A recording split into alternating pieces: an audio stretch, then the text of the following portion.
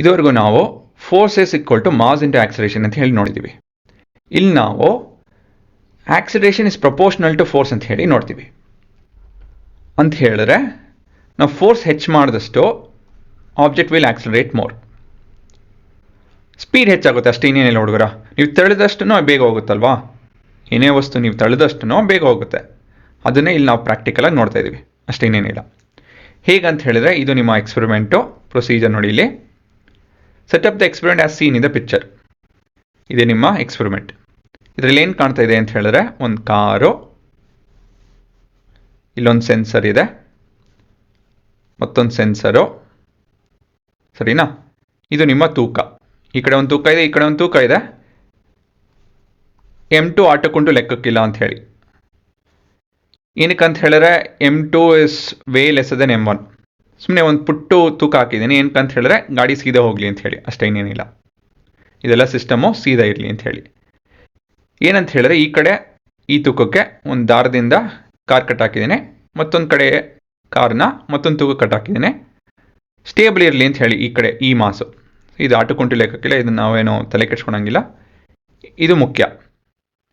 ಈ ಎಕ್ಸ್ಪೆರಿಮೆಂಟ್ ಹೇಗೆ ಮಾಡ್ತೀವಿ ಅಂತ ಹೇಳಿದ್ರೆ, ಈ ಕಾರ್ನ ನಾನು ಇಲ್ಲಿ ಇಟ್ಕೊಂಡಿದ್ದೀನಲ್ಲ, ಬಿಟ್ಟಾಗ ಇದು ಮುಂದೆ ಹೋಗುತ್ತೆ. ಈ ಸೆನ್ಸರ್ಸ್ ಏನು ಮಾಡುತ್ತೆ ಅಂತ ಹೇಳಿದ್ರೆ ಎಲ್ಲಿಂದ ಅಲ್ಲ, ಯಾವಾಗ ಶುರು ಆಯಿತೋ ಯಾವಾಗ ಕೊನೆ ಆಗ್ತಾ ಇದೆ ಇದನ್ನು ಕ್ಯಾಲ್ಕುಲೇಟ್ ಮಾಡುತ್ತೆ, ಸರಿನಾ? ಕ್ಯಾಲ್ಕುಲೇಟ್ ಮಾಡಿ ಕೊನೆಯದಾಗಿ ವೆಲಾಸಿಟಿ ಮತ್ತು ಆಕ್ಸಲರೇಷನ್ ವ್ಯಾಲ್ಯೂಸ್ ನೋಡಿಸುತ್ತೆ.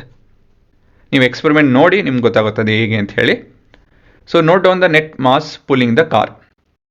ನೆಟ್ ಮಾಸ್ ಎಷ್ಟಿದೆ ಅಂತ ಹೇಳಿ ಪ್ರತಿಯೊಂದರಲ್ಲೂ ನಾನು ಬರೆದಿದ್ದೀನಿ, ಅದನ್ನು ನೋಟ್ ಡೌನ್ ಮಾಡ್ಕೊಬೇಕು. Drop the mass. ಈ ತೂಕ ಬಿಟ್ಟಾಗ ಸಿಸ್ಟಮ್ ಏನಾಗುತ್ತೆ ಅಂತ ಹೇಳಿ ನೀವು ನೋಡ್ಕೊಬೇಕು. Observe the final velocity and acceleration attained by the car ಅಂತ ಹೇಳಿದ್ರೆ ಇಲ್ಲಿ ವೆಲಾಸಿಟಿ ಮತ್ತು ಆಕ್ಸಲರೇಷನ್ ವ್ಯಾಲ್ಯೂಸ್ ಕಾಣುತ್ತೆ, ಅದನ್ನು ಬರ್ಕೊಬೇಕು ನೀವು. Change the net mass that is pulling the cart and repeat step 2 to 4. ಈ ಮಾಸ್ ಇದೆಯಲ್ಲ, ಬೇರೆ ಬೇರೆ ತೂಕ ಹಾಕಿ ಇಟ್ಬಿಡ್ಬೇಕು ನೀವು.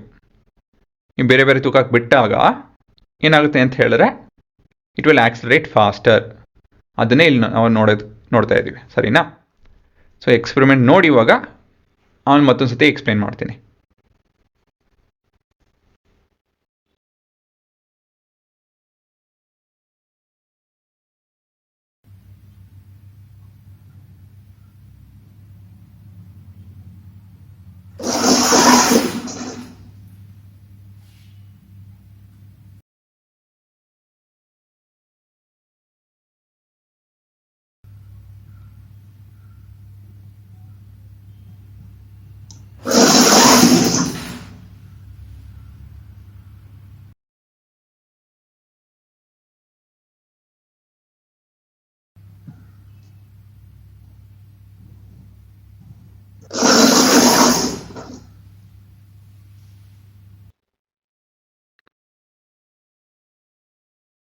ನೋಡಿದ್ರಾ? ಸೊ 3 ಕೇಸ್ ನೋಡ್ಸಿದ್ದೀನಿ ಅಲ್ಲಿ. ಪ್ರತಿಯೊಂದರಲ್ಲೂ ಬೇರೆ ಬೇರೆ ಮಾಸ್ ಇದೆ. ಈ ಕಡೆ ಮಾಸು ಅಷ್ಟು ಫಿಕ್ಸ್ ಆಗೋಗಿದೆ, ಅದು ಈ ಕಡೆ ಮಾಸು ಬೇರೆ ಬೇರೆ ವ್ಯಾಲ್ಯೂಸ್ ಇದೆ. ಸೊ ಪ್ರತಿಯೊಂದು ಕೇಸಲ್ಲೂ ನಾವು ಆಕ್ಸಲರೇಷನ್ ವೆಲಾಸಿಟಿ ಸಿಸ್ಟಮ್ ಜನ್ರೇಟ್ ಮಾಡುತ್ತೆ. ಅದು ಬರ್ಕೊಂಡಿಲ್ಲ ಅಂತ ಹೇಳಿದ್ರೆ ಬರ್ಕೊಳ್ಳಿ, ಆಯಿತಾ? ಅದನ್ನು ಉಪಯೋಗಿಸ್ಕೊಂಡು ನಾವು ಈ ಫಾರ್ಮ್ಲನ್ನು ಅರ್ಥ ಮಾಡ್ಕೊಬೇಕು. ಮತ್ತೊಂದು ಸತಿ ನೋಡಿದ್ರಾ? ಬರ್ಕೊಂಡ್ರಾ? ಇಲ್ಲಿ ನೋಡಿ, ಈ ಥರ ಬರ್ಕೊಬೇಕು. ಇವೆಲ್ಲ ನೋಡಿ ಅಭ್ಯಾಸ ಮಾಡ್ಕೊಳ್ಳಿ. ಯಾಕಂತ ಹೇಳಿದ್ರೆ ನೀವು ರಿಸರ್ಚು ಅದು ಇದು ಎಲ್ಲ ಅಂತ ಹೇಳಿ ಹೋಯಿತು ಅಂತ ಹೇಳಿದ್ರೆ ನೀವು ಅದು ತೊಂದರೆ ಇಲ್ಲ, ಏನೇ ಮಾಡಿದ್ರು ಮುಂದಕ್ಕೆ ನೀವು ರಿಸರ್ಚ್ ಓರಿಯೆಂಟೆಡೇ ಇರುತ್ತೆ. ಆವಾಗ ಟ್ಯಾಬ್ಯುಲೇಷನ್ನು, ಇಂಟರ್ಪ್ರಿಟೇಷನ್ನು ಇವೆಲ್ಲ ಉಪಯೋಗ ಬರುತ್ತೆ, ಸರಿನಾ? ಪ್ರತಿಯೊಂದು ಕೇಸಲ್ಲೂ net force, final velocity, acceleration ಬರ್ಕೊಳಕ್ಕೆ ಜಾಗ ಮಾಡ್ಕೊಂಡಿದ್ದೇನೆ. ಇಲ್ಲಿ ನೆಟ್ ಫೋರ್ಸು 0.4 ನ್ಯೂಟನ್, 0.6 ಮತ್ತು 0.8. ಈ ವ್ಯಾಲ್ಯೂಸ್ ಹೇಗೆ ಬಂತು ಅದು ಮುಂದೆ ಹೋಗ್ತಾ ಬಿಡಿಸಿ ಹೇಳ್ತೀನಿ, ಇವಾಗ ಹೇಳೋದಕ್ಕಾಗಲ್ಲ. ಮುಂದಿನ ಚಾಪ್ಟರಲ್ಲಿ ಅರ್ಥ ಮಾಡ್ಕೊಳ್ಳೋಣ. ಪ್ರತಿಯೊಂದು ಕೇಸಲ್ಲೂ ವೆಲಾಸಿಟಿ ಮತ್ತು ಆಕ್ಸಲರೇಷನ್ನು ನಮ್ಮ ಸಿಸ್ಟಮ್ ಜನ್ರೇಟ್ ಮಾಡ್ತಾ ಇದೆ. ಮೊದಲನೇ ಕೇಸಲ್ಲಿ ಫೈನಲ್ ವೆಲಾಸಿಟಿ ಬಂದು 0.69, ಎರಡನೇ ಕೇಸಲ್ಲಿ ಫೈನಲ್ ವೆಲಾಸಿಟಿ ಬಂದು 0.99 ಅಪ್ರಾಕ್ಸಿಮೇಟ್ಲಿ ಇವೆಲ್ಲ. ಮೂರನೇ ಕೇಸಲ್ಲಿ ನಿಮ್ಮ ಫೈನಲ್ ವೆಲಾಸಿಟಿ ಬಂದು 1.16. ಆಕ್ಸಲರೇಷನ್ ಬಂದು 0.69, 1.39, 1.91. ಇದು ನಿಮ್ಮ acceleration. That's your speed and that's your acceleration. ಸರಿನಾ? ಇಲ್ಲಿ ಈ ನಿಮ್ಮ ಕಾಲಮ್ ಬಂದು ನಿಮ್ಮ ಫೋರ್ಸ್. ಇವಾಗ ಅಬ್ಸರ್ವ್ ಮಾಡಬೇಕು, ಇದೆಲ್ಲ ಬರ್ಕೊಳೋದು ಇವೆಲ್ಲ ಸರಿನೇ ಆಯಿತಾ? ಇವಾಗ ಏನು ಈ ಈ ಟೇಬಲ್ ಏನು ಹೇಳ್ತಾ ಇದೆ ಅಂತ ಹೇಳಿ ನೀವು ಅರ್ಥ ಮಾಡ್ಕೊಬೇಕು. ಪ್ರತಿಯೊಂದರಲ್ಲೂ ನೀವು ಪ್ರತಿಯೊಂದು ಎಕ್ಸ್ಪೆರಿಮೆಂಟಲ್ಲೂ ನೀವು ಫಾರ್ಮುಲಾ ಗೊತ್ತಿದ್ದು ಮುಂದೆ ಹೊರಿತೀರಾ. ಆದರೆ ಪ್ರಾಕ್ಟಿಕಲ್ ಆಗಿ ರಿಯಲ್ ಲೈಫಲ್ಲಿ ಸೈಂಟಿಸ್ಟ್ ಏನು ಮಾಡ್ತಾರೆ ಅಂತ ಹೇಳಿದ್ರೆ ಒಂದು ಎಕ್ಸ್ಪೆರಿಮೆಂಟ್ ಮಾಡಿ ಡೇಟಾ ತೊಗೊಂಡು ಅದನ್ನು ಅರ್ಥ ಮಾಡ್ಕೊತಾರೆ. ಅದರಿಂದ ಏನು ಅರ್ಥ ಆಗುತ್ತೆ, ಹೇಗೆ ಅರ್ಥ ಆಗುತ್ತೆ, ಮ್ಯಾಥಮೆಟಿಕಲಿ ಹೇಗೆ ಬರೀಬೋದು ಇದನ್ನು ಅಂಥೇಳಿ ಯೋಚನೆ ಮಾಡ್ತಾರೆ. ಸೊ ನಾವು ಅದೇ ರೀತಿಯಲ್ಲಿ ಯೋಚನೆ ಮಾಡಬೇಕು. ಸೊ ಇವಾಗ ನಮ್ಮ ಡೇಟಾ ಸಿಕ್ಕಿದೆ, ಇವೆಲ್ಲ ನಂಬರ್ಗಳು ಸಿಕ್ಕಿದೆ. ಇದು ಏನು ಹೇಳ್ತಾ ಇದೆ, ಈ ಟೇಬಲ್ ಏನು ಹೇಳ್ತಾ ಇದೆ ಅಂತ ಹೇಳಿ ನಾವು ಅರ್ಥ ಮಾಡ್ಕೊಬೇಕು. ಒಂದು ವ್ಯಾಲ್ಯೂ ಫೋರ್ಸ್ ಇದೆ, ಇದು ನಿಮ್ಮ ಆಕ್ಸಲರೇಷನ್, ಇದು ನಿಮ್ಮ ಸ್ಪೀಡ್. ನಾವು ಫೋರ್ಸ್ ಹೆಚ್ಚು ಮಾಡಿದಾಗ ವೆಲೋಸಿಟಿ ಹೆಚ್ಚಾಗ್ತಿದೆ, ಆಕ್ಸಲರೇಷನ್ ಕೂಡ ಹೆಚ್ಚಾಗ್ತಿದೆ.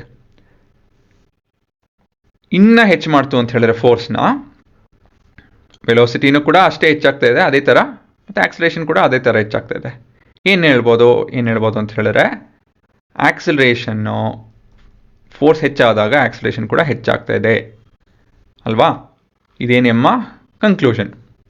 ಇದರಿಂದ ನಾವು ಇದನ್ನು ಅರ್ಥ ಮಾಡ್ಕೊಳ್ಳೋಣ ಅಂತ ಹೇಳಿ ಶುರು ಮಾಡಿದ್ದು, ಅದೇ ನಮ್ಮ ಇಂಟರ್ಪ್ರಿಟೇಷನ್ ಆಫ್ ದ ಡೇಟಾ ಅಲ್ವಾ?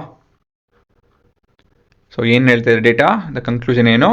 When an unbalance external force acts on object it velocity changes, that is it's accelerates ಅಂತ ಹೇಳಿ ನಾವು ಹೇಳಿದಾಗ ಒಂದೇ ವೆಲಾಸಿಟಿ ಇರಲ್ಲ, ಮತ್ತೊಂದು ವೆಲಾಸಿಟಿ ಬರುತ್ತೆ, ಇಟ್ ವಿಲ್ ಆಕ್ಸಲರೇಟ್ ಅಂತ ಹೇಳಿ. The acceleration is directly proportional to the applied force F for a fixed mass ಅಂತ ಹೇಳಿದ್ರೆ ನಾವು ಫೋರ್ಸ್ ಹೆಚ್ಚು ಮಾಡಿದಷ್ಟು ಆಕ್ಸಲರೇಷನ್ ಹೆಚ್ಚಾಗ್ತದೆ ಅಂತ ಹೇಳಿ ಅಲ್ವಾ?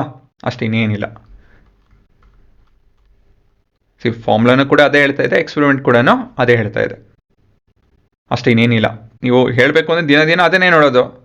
ನೀವು ಗಾಡಿ ಆಕ್ಸಲರೇಟ್ ಮಾಡಿದಾಗ ಗಾಡಿ ಇನ್ನೂ ಜೋರ ಹೋಗಿ ಶುರು ಆಗುತ್ತೆ ಅಲ್ವಾ? ಅಂತ ಹೇಳಿದ್ರೇನು ಚಕ್ರ ಹೆಚ್ಚು ಫೋರ್ಸ್ ಆಗ್ತಾ ಇದೆ ಅಂತ ಹೇಳಿ, ಇಂಜಿನು ಹೆಚ್ಚು ಫೋರ್ಸ್ ಆಗ್ತಾಯಿದೆ, ಹಾಗಾಗಿ ಚಕ್ರ ನೆಲನ ತಳ್ತಾ ಇದೆ, ನೆಲ ಗಾಡಿನ ತಳ್ತಾ ಇದೆ. ಈ ಲೆಕ್ಕ ಅರ್ಥ ಆಯ್ತಾ? ಇವಾಗ ಪಾಸ್ ಮಾಡಿಕೊಂಡು ನೀವು ಎಕ್ಸ್ಪೆರಿಮೆಂಟ್ ಹೆಡ್ಡಿಂಗು ಮತ್ತು ಕನ್ಕ್ಲೂಷನ್ದು ಬರ್ಕೊಳ್ಳೇಬೇಕು. ಈ ಎಕ್ಸ್ಪೆರಿಮೆಂಟ್ ಬಗ್ಗೆ ನೀವೇ ಏನು ಸ್ವಂತ ಬರ್ಕೊತೀರಾ ಅದು ನಿಮ್ಮ ಮೇಲೆ ಬಿಟ್ಟಿದ್ದು, ಸರಿನಾ? ಇದೇ ಬರ್ಕೊಬೇಕು ಅಂತ ಏನು ರೂಲ್ ಇಲ್ಲ ಮಧ್ಯದಲ್ಲಿ. ನಿಮ್ಗೆ ಹೇಗೆ ಅರ್ಥ ಆಗುತ್ತೋ, ಏನು ಅರ್ಥ ಆಗುತ್ತೋ ಅದನ್ನು ಬರ್ಕೊಳ್ಳಿ. ಚಿತ್ರ ಅರ್ಥ ಆಗುತ್ತಾ, ಚಿತ್ರ ಬರ್ಕೊಳ್ಳಿ. ಯಾವ ಭಾಷೆಯಲ್ಲಿ ಅರ್ಥ ಆಗುತ್ತೋ ಆ ಭಾಷೆಯಲ್ಲಿ ಬರ್ಕೊಳ್ಳಿ. ನೀವು ಏನಂತ ಹೇಳಿ ನೀವು ಓದಿದಾಗ ಒಂದು ತಿಂಗಳು ಬಿಟ್ಟು, ಒಂದು ವರ್ಷ ಬಿಟ್ಟು ಓದಿದಾಗ ಇದೆಲ್ಲ ಈ ಥರ ಒಂದು ಎಕ್ಸ್ಪೆರಿಮೆಂಟ್ ನೋಡಿದ್ರೆ, ಈ ಥರ ಒಂದು ಎಕ್ಸ್ಪೆರಿಮೆಂಟ್ ಮಾಡಿದ್ರೆ ಇದರಲ್ಲಿ ನಂಗೆ ಇದು ಅರ್ಥ ಆಯಿತು ಅಂತ ಹೇಳಿ. ಸೊ ಈ ರೀತಿಯಲ್ಲಿ ನೀವು ಅರ್ಥ ಮಾಡ್ಕೊಬೇಕು, ಸರಿನಾ? ಪಾಸ್ ಮಾಡ್ಕೊಂಡು ಬರ್ಕೊಳ್ಳಿ.